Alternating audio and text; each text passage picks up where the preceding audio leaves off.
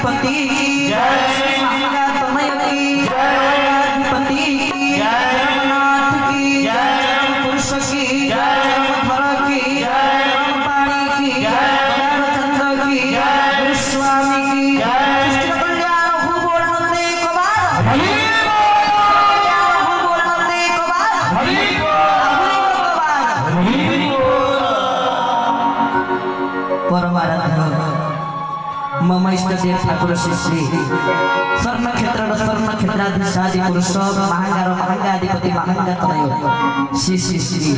गुरु स्वामी अभ्यचरणारविंद जुगलरी दास साष्टांग आभूम भूय भूय मुहुर्मुहु दंडवत प्रणिपात निवेदन करुछि। अहं हि नारायण दास दासामि दासस्य दास तद भृत्य परिचारक भृत्यस्य भृत्य इति मां स्मरणोकनाथं ये प्रभु से ज्ञान देहि मो चरणे भावे खतिबो भृत्य पड़े ए ज्ञान को प्रदान करंतु आपनक दास आपनक सेवक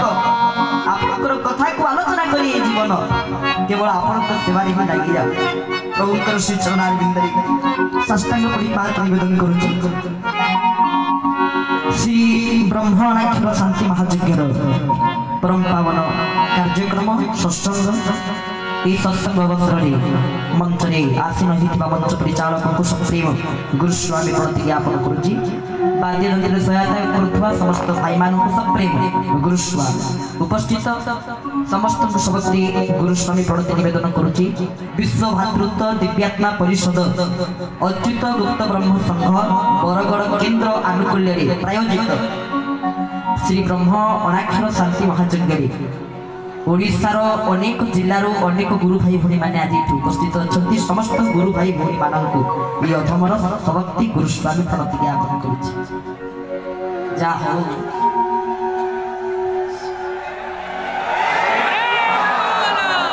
यज्ञर परम पावन परिवेश आसर मत अनुभव हो प्रभु जी साक्षात सिंहासन विराजमान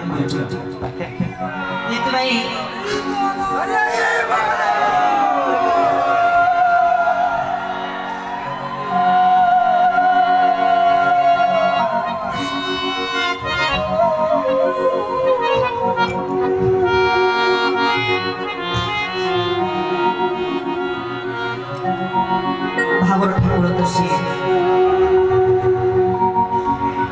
कौन बा कह अनंत मुखरे अनंत महिमा क्या तो अनंत मुखरे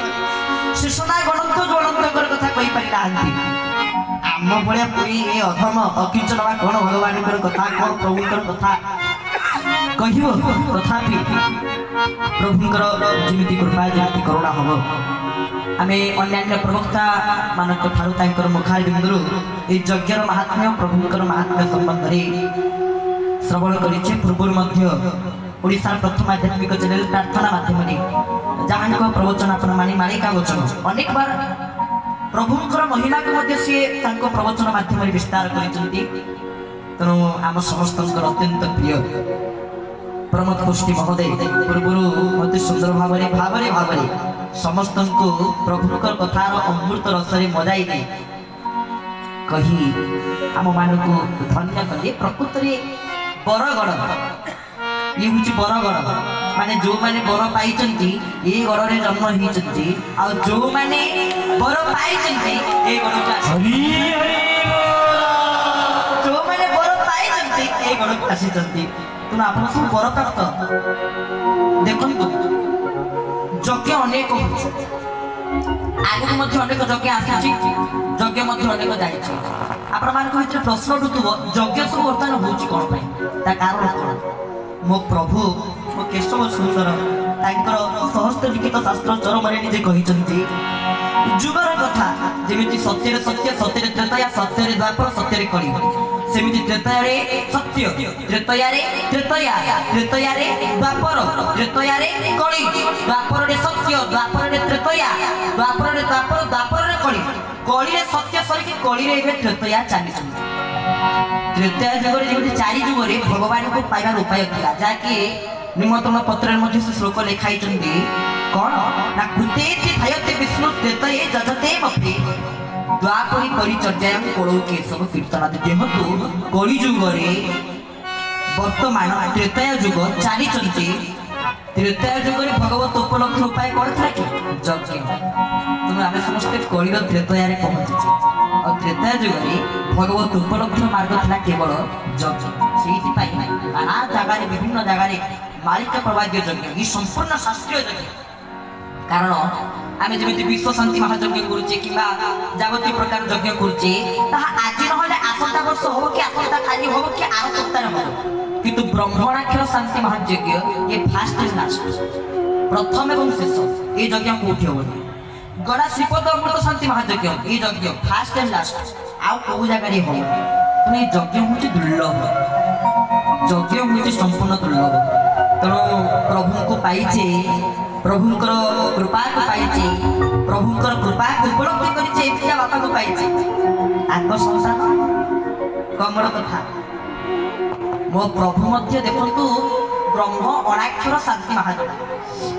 खाली जदि ए शब्द गुड़ी को आलोचना करा जाए 3 दिन कोन 30 राति 30,000 दिन गले भी राति गले ए यज्ञर महिमा को हम सारी परिबा नहीं देखो ब्रह्म प्रकृत ब्रह्म किए ब्रह्मकर संज्ञा कौन आपण मानू अति सुंदर भाव में समस्त बुझाई प्रकृत ब्रह्मकर संज्ञा कौन प्रभु चरम आम जिते प्रार्थना आरंभ करुचे जिते सत्संग आरंभ करुचे ये श्लोक को पाठ कर सत्संग को जाऊे कौन से श्लोक ना वंदे अव्यक्तं पुरुषं व्यक्त व्यक्त भावातीतं पूर्ण ब्रह्मं पूर्णानंदं आवां मानस गोचरं प्रकृति पुरुष द्वयं अर्थ ब्रह्म शब्दर संज्ञा ये गोटे श्लोक कहते प्रकृति और पुरुष जहाँ अंगने विराजित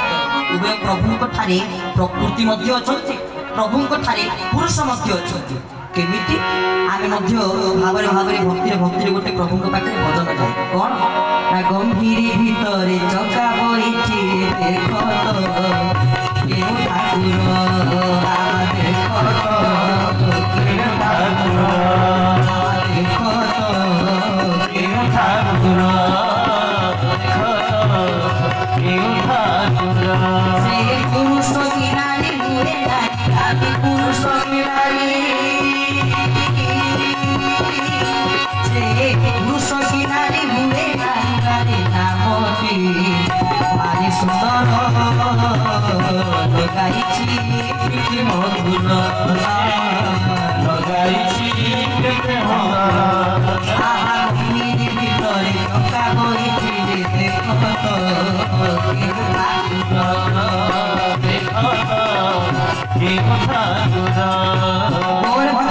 भगवान की गंभीर भितरे चका बइछि देखो तो केउ ठाकुर सत्य कथा कहली ये भजन भावार्थ को जब आम जाना सी पुरुष की नारी हुए नारी बारी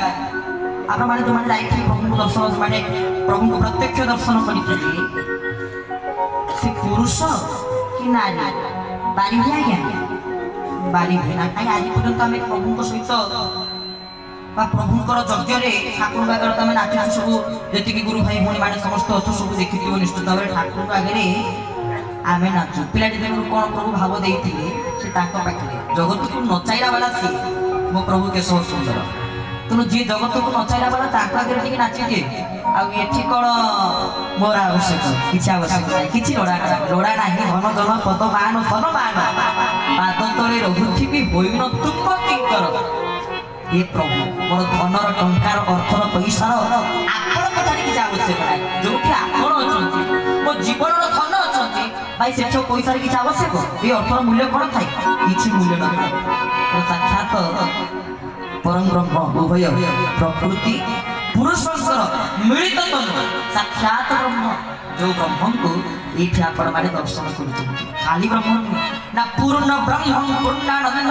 आवाम मानस गोचरम पूर्ण ब्रह्म पूर्णानंद ये पूर्ण ब्रह्म को जी दर्शन करती पूर्ण ब्रह्म कृपा को जी लाभ करती पूर्णानंद खाली आनंद नुहे भाई देह खोजे सुख मन खोजे सर्वदा शांति आत्मा खोजे सदा सर्वदा आनंद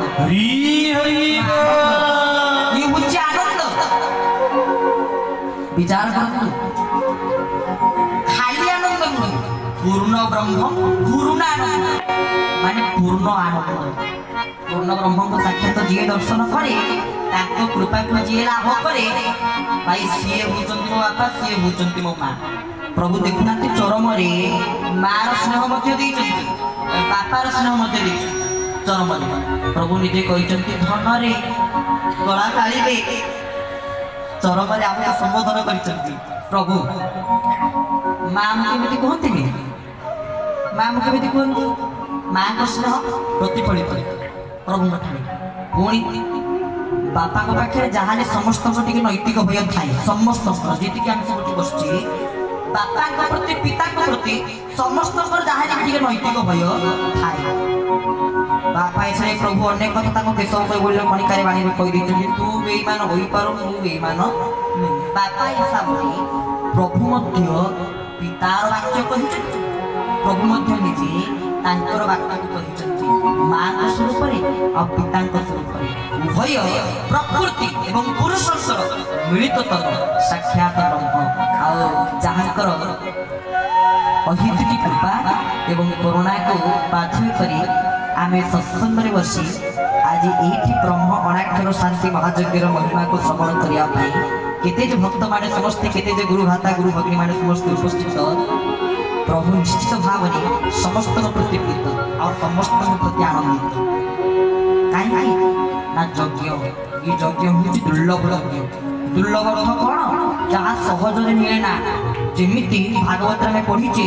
मनुष्य शरीर जहाँकि दुर्लभ शरीर आमको मनुष्य शरीर सहज मिले ना बोली ये शरीर हूँ दुर्लभ जमीती यज्ञ जो मान कपाल लेखा अच्छी जो मान भाग्य लेखा से माने आपण समस्त एठी बसी ब्रह्मणाक्षर शांति